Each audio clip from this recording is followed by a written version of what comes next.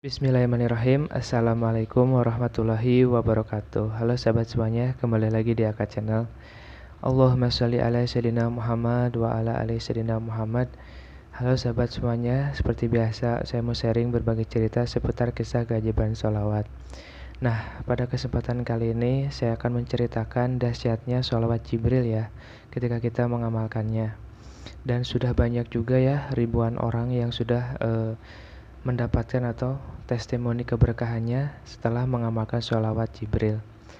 Sholawat Jibril memang sangat luar biasa dahsyatnya ketika kita istiqomah menjalankan sholawat tersebut.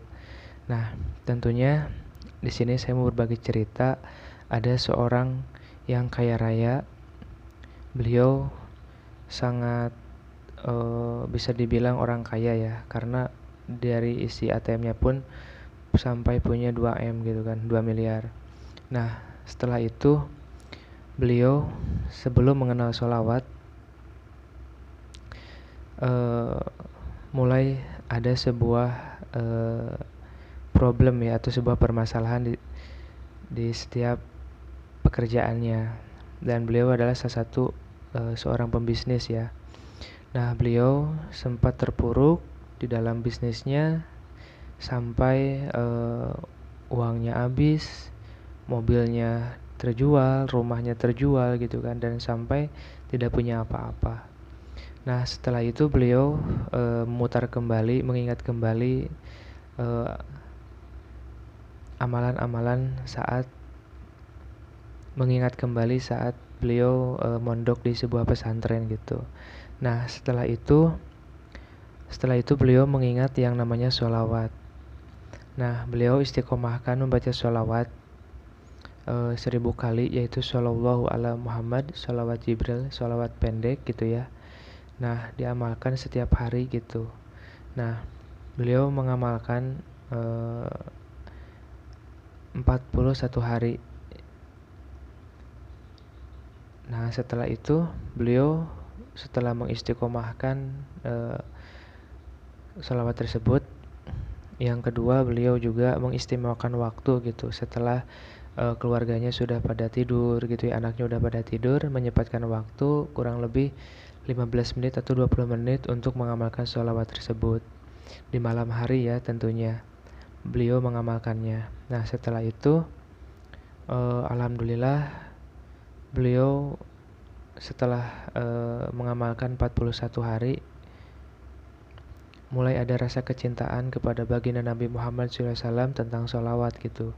Bahkan beliau berkata saat mengamalkan sholawat tersebut, kalau satu hari itu tidak mengamalkan sholawat, terasa ada teguran gitu dalam hati bahwa kita belum mengamalkan sholawat pada hari ini gitu, karena mungkin kesibukan atau lupa atau gimana ya.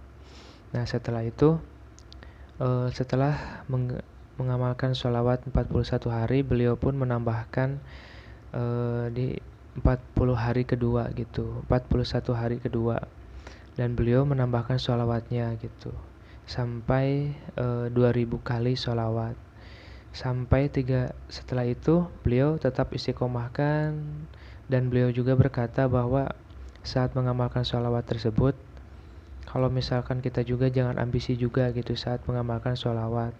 Kalau misalkan hari ini karena kita mampu gitu ya, geber-geberan membaca sholawat sampai 50.000 kali gitu, tapi pada akhirnya hari berikutnya itu tidak mengamalkan lagi, dan tidak istiqomah mengamalkan sholawat tersebut, itu sangat disayangkan gitu. Lebih baik kita mengamalkan sholawat sedikit, minimal 1000 kali, tapi istiqomah setiap harinya gitu, dan diamalkan, diyakini dengan penuh rasa kerinduan.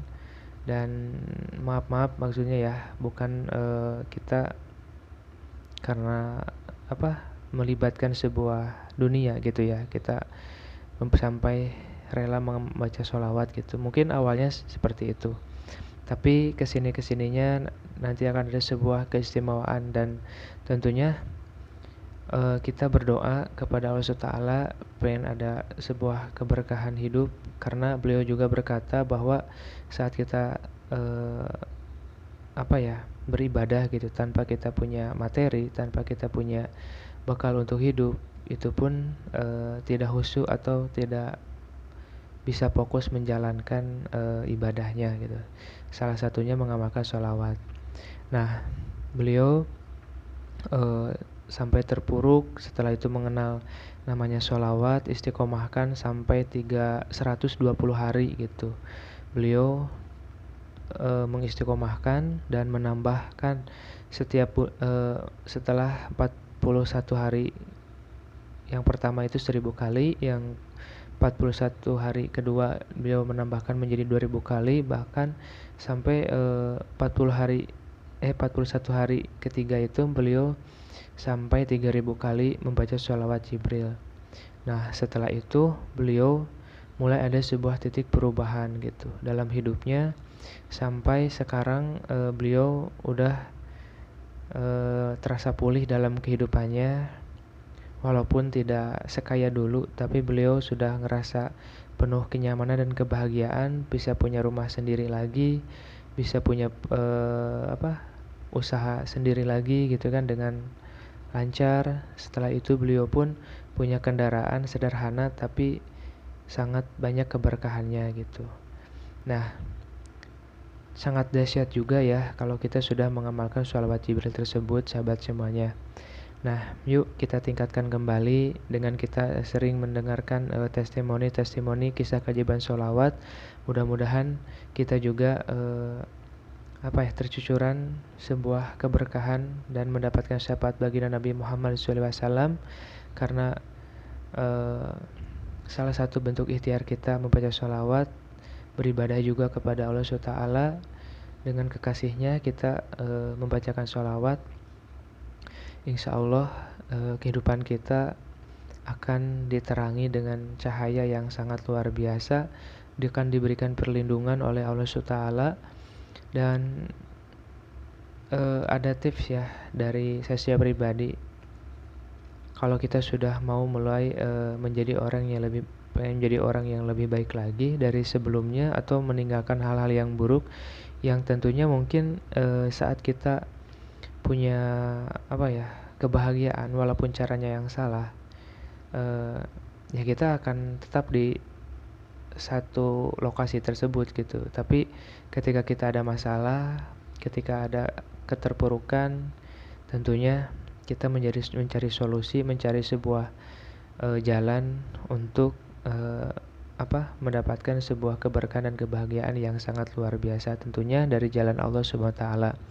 Nah, setelah itu, setelah kita lihat gitu ya dari setiap perjalanan gitu ya, bukan berarti setelah kita hijrah kita di jalan Allah kita tidak punya ujian dan cobaan atau rintangan ya.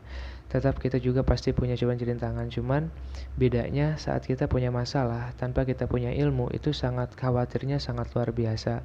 Tapi setelah kita punya ilmu, setelah kita punya amalan yang sangat luar biasa, tentunya dengan memperbanyak sholawat gitu ya, itu kita menghadapi sebuah persoalan, menghadapi sebuah permasalahan, itu kita dengan senang hati menghadapinya, dengan rileks, dengan santai. Karena kenapa? Kalau kita menghadapi setiap persoalan, setiap permasalahan dengan hati yang tidak nyaman, panik gitu ya, maka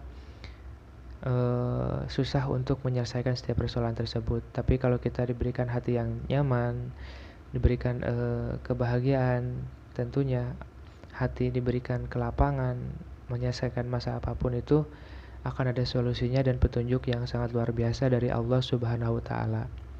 Nah, itu sahabat semuanya, apa yang saya tahu, yang saya pelajari pada kesempatan kali ini mengenai kisah keajaiban sholawat.